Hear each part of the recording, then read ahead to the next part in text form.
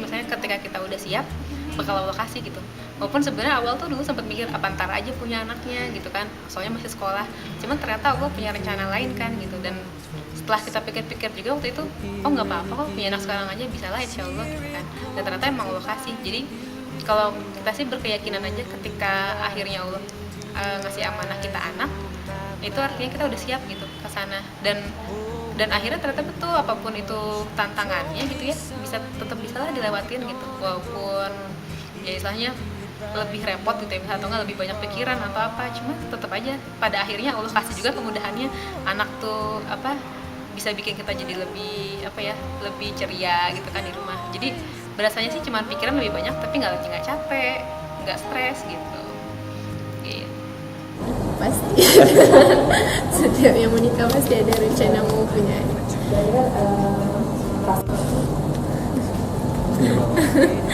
Kalau sebenarnya emang rencananya kalau bisa tuh melahirkan tuh udah pulang ke tanah air gitu kan. Jadi melahirkan udah di Malaysia.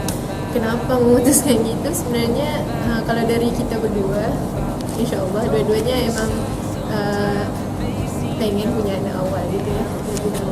Tapi dari orang tua saya yang sebenarnya katanya kan kalau saya lagi hamil di sini nggak ada yang yang jaga, yang melihat gitu kan, nggak ada yang bisa jauh lah dari keluarga gitu. Jadi mereka kata mereka kalau bisa itu biar udah di Malaysia aja, jadi biar dekat sama keluarga. Tapi sebenarnya sih kalau ya udah menikah itu punya anak awal itu lebih bagus. Sama.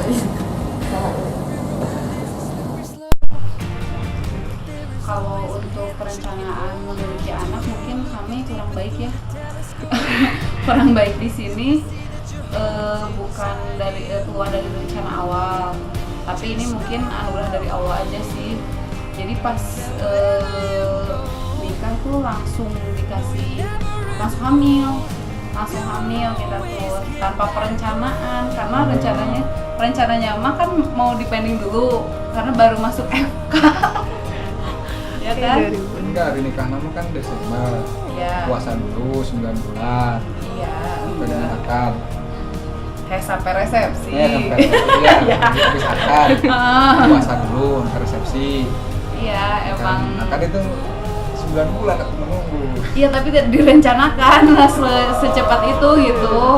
Karena baru masuk FK tingkat pertama kan lihat jadwalnya juga belum adaptasi, belum apa. Taunya hamil gitu. Shock juga sih sebenarnya kayaknya. Jujur aja sebaiknya sih nanti kalau yang mau menikah banyak-banyak dulu bacaan bagaimana perencanaan kehamilan kayak gitu sih ya. Emang nggak baik. Adaptasinya terlalu cepat kayak gitu.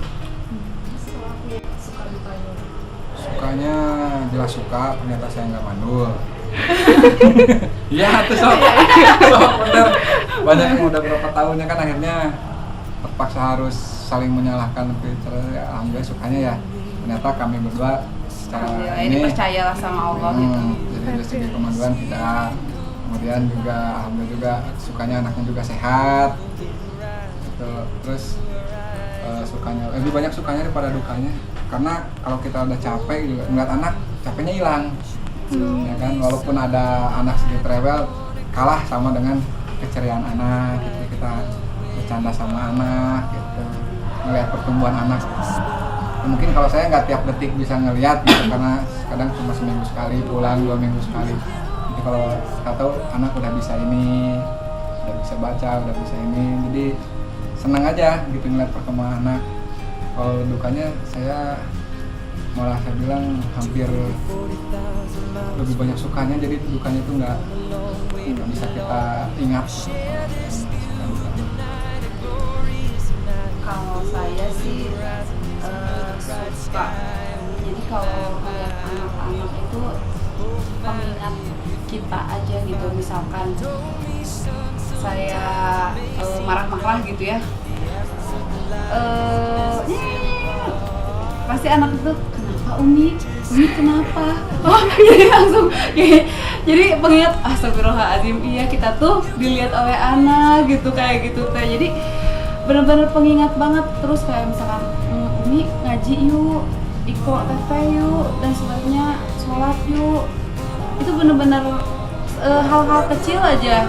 Lemari nggak ditutup misalkan gitu ya, Umi kalau udah ngebuka itu tutup lagi. Jadi hal-hal kecil itu bener-bener pengingat. Itu suka banget. Dukanya sih berhubung saya bukan full time mami gitu ya.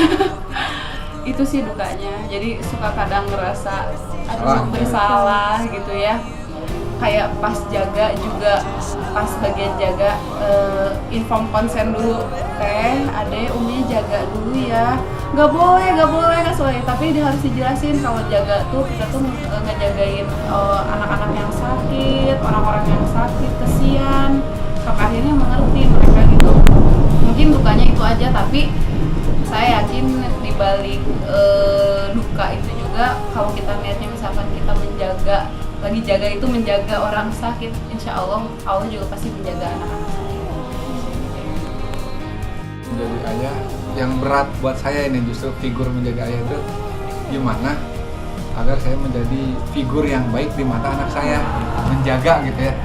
Karena saya juga tidak mau, ya namanya orang kan ada kelebihan ada kekurangan gitu kan, kita berupaya bahwa di depan anak itu menjadi seorang ayah yang baik ya kan, menjadi suami yang baik. Jadi kan dilihat sama anak-anak, sehingga harapan saya, mungkin harapan istri saya juga kedepannya kalau mereka udah dewasa berkeluarga tidak mencontoh dari public figure yang lain gitu. Saya berharap mereka mengambil figur selain dari Rasulullah, dari kami juga gitu, untuk bekal mereka di kemudian hari. Jadi yang berat itu ya mendidik saya gimana menjadi seorang ayah yang baik. Itu yang berat kalau menurut saya, dan sampai anak-anak berkiblatnya ke luar gitu, apalagi ke budaya luar. Terus kita pengen kamilah yang menjadi figur buat anak-anak kami nanti di kemudian hari. Memang tantangan terbesar menjadi orang tua di zaman sekarang sih, itu tantangannya sangat besar ya. Udah TV, pergaulannya dan sebagainya, itu benar-benar kita harus membentengi anak-anak kita tuh lebih keras lagi. Memang di sini saya sebagai ibu kan suami saya dinasnya juga di luar kota gitu ya, sayanya sendiri juga ibu yang nggak full time gitu. Benar-benar jadi tantangan untuk saya membentengi anak-anak saya ini. Pertama, menghadirkan figur ayah untuk selalu ada, itu yang paling PR saya gitu. Karena mungkin dia melihat kok ayah orang lain tuh selalu ada di rumah, kenapa ayah saya harus ada dinas di luar kota. Itu mengartikan itu ke anak-anak harus dipahami gitu, bahwa Dek, Teh, Abi itu lagi cari uang, lagi beribadah, lagi berjihad, ya kayak gitu. Jadi benar-benar harus kasih tahu, ditanamkan bahwa dia tidak ada bukan main-main gitu, tapi untuk kita juga. Itu nanti kan untuk sekolah Teteh juga, untuk adik juga kalau mau main, itu Abi juga kerja kayak gitu, untuk Teteh, untuk adik, untuk Umi juga, sampai mengerti. Sampai akhirnya dengan beliau tidak ada, tidak menyalahkan anak-anak itu, tetap kalau ada pun jadi rasa kangen sayangnya tetap diungkapkan. Itu yang pertama. Yang kedua, di sini menanamkan agama sih ya yang susah gitu. Kayak di rumah udah diajarinnya apa gitu, lagu-lagu sholawat atau apa, pulang-pulang sekolah misalkan lagu-lagu yang Cherry Bell kayak gitu kan, teman-temannya mungkin yang nyanyi-nyanyi gitu kan, kitanya udah ini tantangan gitu buat kita. Nggak bisa kita membentengi, nggak boleh berteman sama yang lain, nggak bisa gitu. Tapi di sini kita harus benar-benar membuat fondasi untuk bersaing gitu sama yang di luaran sana, biar anak kita jangan sampai erosi ke bawah gitu. Nah, hal-hal itu harus benar-benar kita pupuk dari kecil ya. Salah satunya pembekalannya dengan memperbaiki diri juga sih, banyak baca buku, gimana parenting juga, gimana cara menanamkan akidah ke anak-anak kayak gitu sih. Sharing juga sama orang tua sebaiknya gimana kayak dan gitu. pantang menyerah. Dan pantang menyerah. Aduh, karena luar biasa ya anak-anak zaman sekarang itu ya. pantang menyerah terus